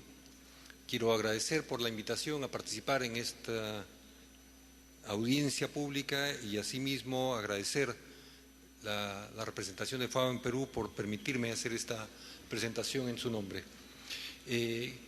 Quiero hacer una presentación bastante breve en consideración del tiempo, toda vez que el tema es bastante grande. Por favor, la primera transparencia, con algunas palabras introductorias, señalando en primer término que el tema de la propiedad y de la propiedad agraria es un tema sumamente sensible, no solo en Perú, sino en general en todo el mundo. Al mismo tiempo, hay que reconocer que el derecho de propiedad es uno de los derechos más importantes a lo largo de la historia de la humanidad. Como tal, sin embargo, es un derecho y todos los derechos no son absolutos, tienen límites. Y precisamente respecto de los límites, a lo largo de la historia se ha regulado la extensión de la propiedad. Los antecedentes más antiguos los encontramos en la época del Imperio Romano, pero tal vez a lo largo del siglo XX, donde hayamos visto mayores intentos, sobre todo a través de el impulso de procesos de reforma agraria. Recordemos que uno de los primeros y más importantes fue justamente el de la Revolución Mexicana, iniciada en 1910 en nuestro continente. Y en este siglo XXI, el tema de la tierra, el tamaño de la extensión de la tierra, vuelve a ser un tema de importancia vinculado a un proceso que se ha denominado en inglés como land grab o concentración, acaparamiento de tierras. Por favor, la siguiente. En esta transparencia podemos ver que el tema de la concentración de las tierras es efectivamente un tema de preocupación mundial. Ese mapa es tomado de la revista The Economist y nos muestra distintos procesos de concentración que se vienen dando a lo largo y ancho del mundo. Los vemos en Asia, los vemos en África, sobre todo en África, pero también en América Latina. Y en América Latina tal vez los más impactados por este proceso de land grab son Brasil y Argentina. Sin embargo, en los otros países también podemos encontrar procesos de concentración.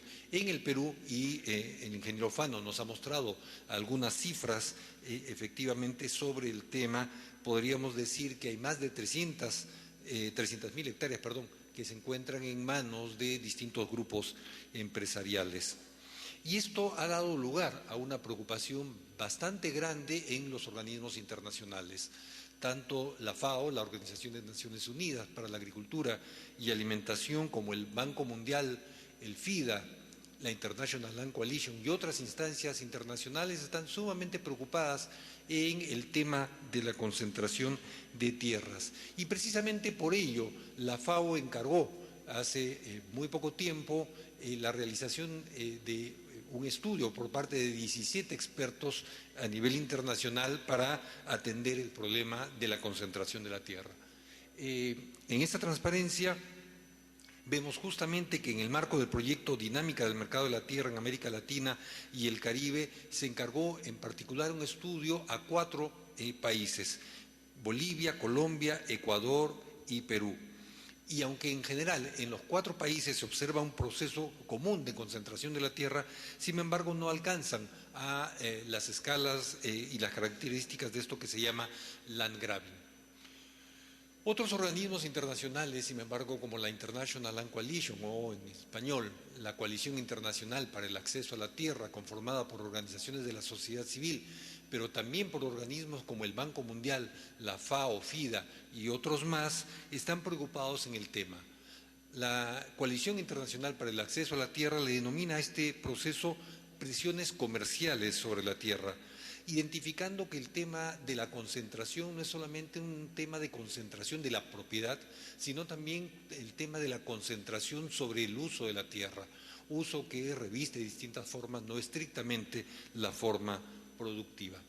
En el cuadro que ven ustedes en la pantalla pueden apreciar, es un cuadro a partir de los estudios precisamente de FAO, en rojo cuáles son los principales cultivos a los que se dedica la tierra en los distintos procesos de concentración, tanto en Bolivia, Colombia, Ecuador y Perú.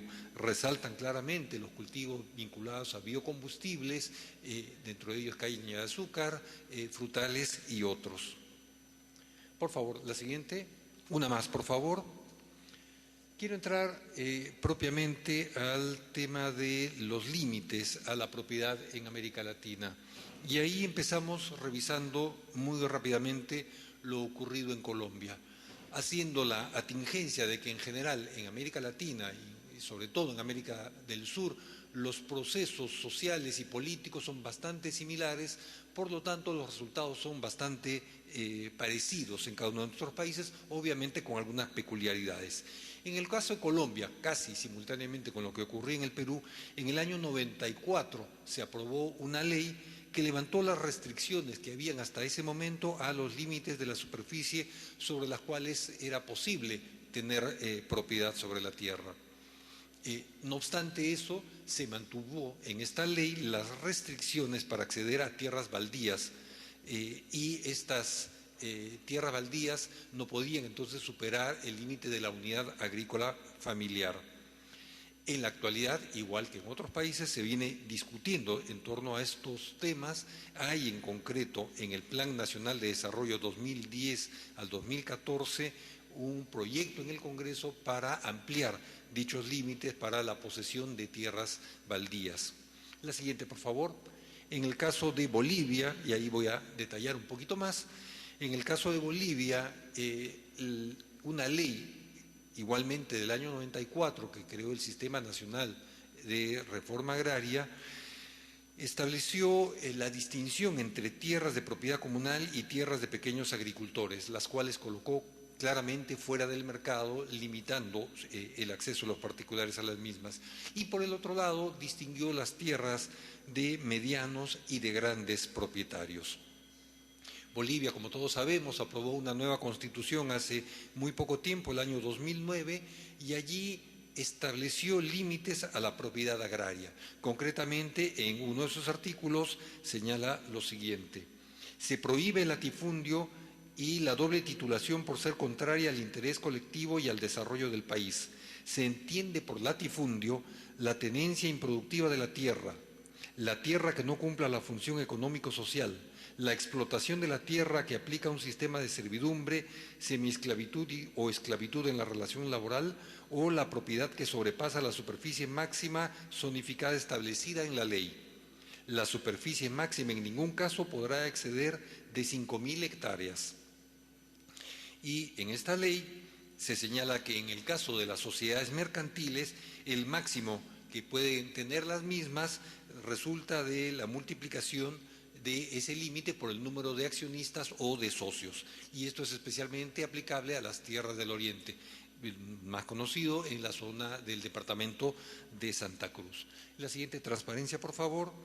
Allí transcribo algún artículo constitucional relativo a los mecanismos para la recuperación del dominio originario de la tierra contemplado, perdón, no en la Constitución, sino en esta ley del año 94. Y como ven ustedes, ahí se mantiene vigente la figura del abandono de la tierra, que es una figura que tuvimos vigente en el Perú. Por favor, si puede ir a la siguiente. Para el caso del Ecuador, país en el cual el Ministerio de Agricultura, Ganadería y Pesquería organizó la semana pasada, con el apoyo de FAO, un seminario justamente relacionado al tema del límite de la propiedad. Coincidentemente, en 1994 se aprobó la Ley de Desarrollo Agrario, que modificó la legislación vigente desde la época de reforma agraria. Y allí se eliminaron en el Ecuador las restricciones a las transferencias de tierra y se limitó, se puso restricciones a los procesos de expropiación de tierras agrícolas. También en el caso de Ecuador se ha aprobado muy recientemente una nueva constitución, y allí en ese texto constitucional se prohíbe el latifundio y se pone como condición para garantizar el derecho de propiedad sobre la tierra que la propiedad, cumpla con su función social y ecológica. Y actualmente en estas semanas, en estos meses, se viene debatiendo en torno a un proyecto de ley. Se entiende que el Ejecutivo presentará en los próximos días una propuesta también de su parte para poner límites a la propiedad de la tierra.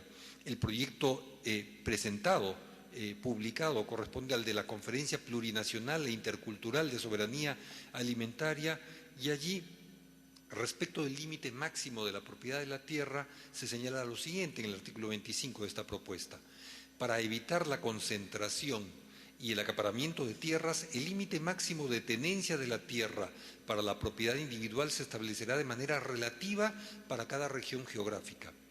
En la región costa será de 500 hectáreas, en la región sierra de 200 hectáreas y en la región Amazonía de 500 hectáreas. Este valor máximo tomará en cuenta los diferentes predios en propiedad de la misma persona natural o jurídica, cuya extensión sumada no podrá sobrepasar el límite establecido para cada región. Hay pues un proceso interesante que de manera similar viene desarrollándose en el Ecuador. Seguimos, por favor, y esta es una transparencia que prestada de la licenciada Marta Méndez de México, que justamente nos hablaba de los límites existentes en México, país que, como decíamos, vino desde 1910 impulsando un proceso de reforma agraria hasta el año 92, en que se producen también modificaciones en su constitución y en su legislación, pese a lo cual se mantienen los siguientes límites. En el caso de la pequeña propiedad individual, se distingue entre la propiedad agrícola, la ganadera y la forestal. Tratándose de la pequeña propiedad individual agrícola, se trata de 100 hectáreas de riego o su equivalente en otras calidades de tierra. Igualmente, pequeña propiedad individual agrícola, 150 hectáreas de algodón con riego y 300 hectáreas de frutales, café, caña de azúcar. En el caso de la pequeña propiedad individual ganadera, se trata de la superficie necesaria para mantener 500 cabezas de ganado mayor o su equivalente ganado menor. Y en el caso de la pequeña propiedad individual forestal, se trata de 800 hectáreas de bosques o de selva. La legislación mexicana admite la posibilidad de establecer mejoras sin que se establezca, sin embargo, modificaciones a este límite de la propiedad. Por favor, la siguiente. Igualmente, transparencia de la licenciada Méndez. En México, los límites de propiedad reconocen la existencia no solamente de la pequeña propiedad individual, sino de sociedades propietarias, la tierra ejidal o comunal y la propiedad privada. Y en el caso de las sociedades, estas no podrán tener en propiedad más de 25 veces el equivalente de la propiedad, de la pequeña propiedad, y deben participar en la misma tanto socios como veces se rebase la pequeña propiedad. Esquema similar al que tuvimos hace algunos años aquí. Y al mismo tiempo hay que distinguir entre acciones especiales serie T que corresponden a características propias del país. La siguiente, por favor, para el caso del Perú, aunque aquí voy a ser sumamente breve porque ha habido por lo menos 2 exposiciones que se han referido al tema. Tuvimos en la época de legislación agraria límites máximos y mínimos establecidos de manera diferenciada para la costa y para la sierra en particular tomando en cuenta las características de las distintas provincias. Entre el 79 y 1991, sin embargo, ha sido recordado por el doctor Juan Bautista Bardelli, se produjeron sucesivas modificaciones que modificaron hacia arriba los límites máximos y las posibilidades de acceso de sociedades mercantiles a las tierras. Fue la ley de tierras, la ley 26.505 en el año 1995, sin embargo, la que eliminó por completo todos los límites, tanto máximos como mínimos, a la extensión de la tierra en el país. No obstante lo cual, en el artículo 13, los legisladores, los miembros del Congreso Constituyente Democrático que aprobaron esta ley en julio del año 95, establecieron un impuesto a las tierras que sobrepasaran las 3.000 hectáreas. En el debate, en las actas del debate congresal, se observa que esto fue considerado precisamente para desalentar futuros o eventuales procesos de reconcentración de la tierra. Lamentablemente, el impuesto nunca llegó a reglamentarse, pese a lo cual la norma está vigente.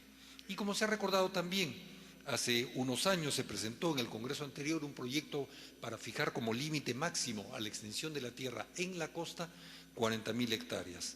En este Congreso hay 2 proyectos de ley presentados por 2 congresistas presentes en la mesa, el congresista León y el congresista Acuña, que apuntan igualmente a fijar la extensión de la tierra en distintas variantes.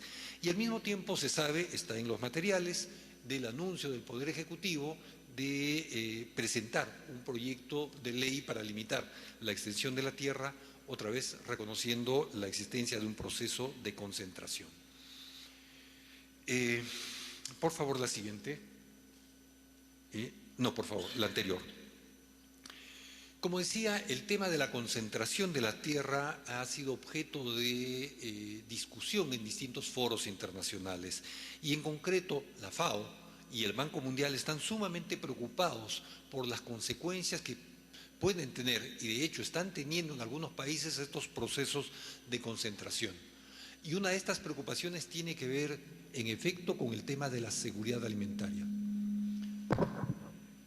Toda vez que en muchos de los casos estos procesos de concentración o acaparamiento de tierras se destinan a la producción de biocombustibles o se destinan simplemente a la deforestación.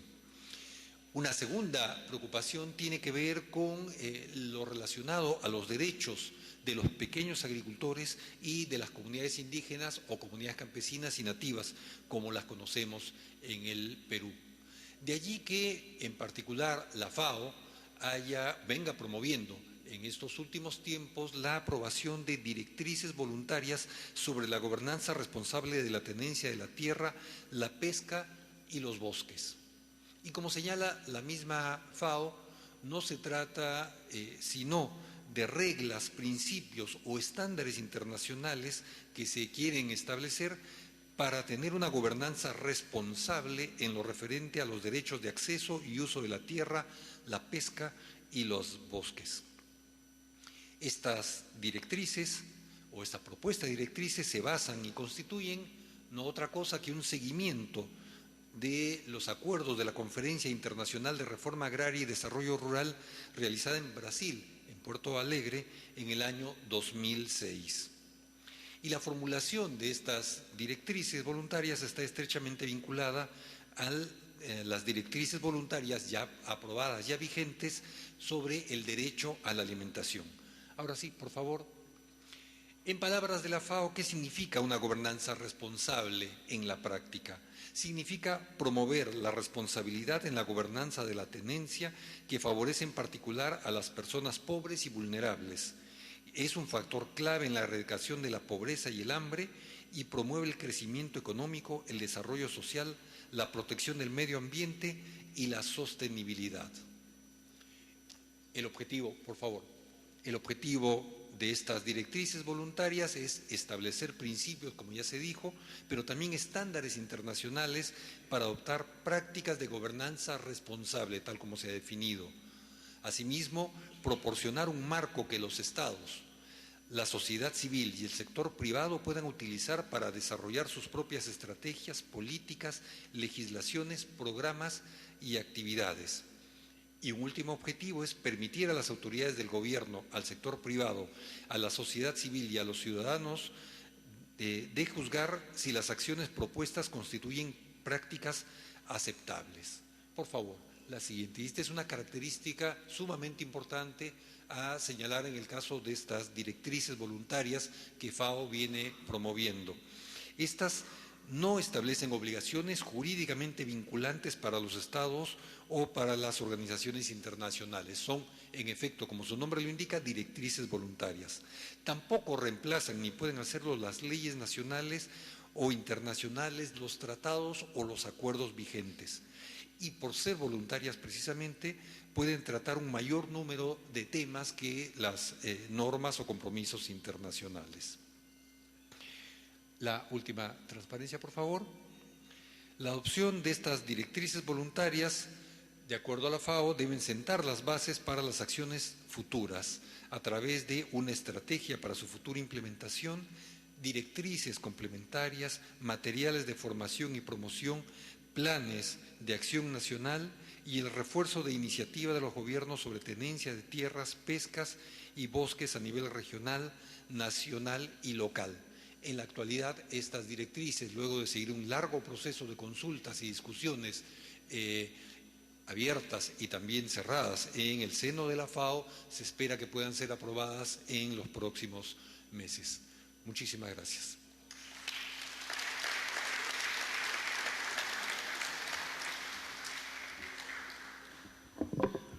Agradecemos la exposición del doctor Laureano del Castillo. Saludamos la presencia en la mesa de honor del primer vicepresidente del Congreso de la República, el doctor Manuel Merino de Lama, así como también la presencia en el público del congresista Daniel Mora. Bien, antes de escuchar las opiniones de las instituciones sobre los límites de la propiedad de la tierra y la propiedad agraria en el Perú, haremos un breve intermedio de 15 minutos. Castillo, representante de la Organización de las Naciones Unidas para Alimentación y Agricultura, se da por finalizada esta primera parte del foro de la audiencia pública denominada Límites a la Propiedad de la Tierra. Nosotros nos vamos a una pausa comercial y volvemos en breve. Permiso.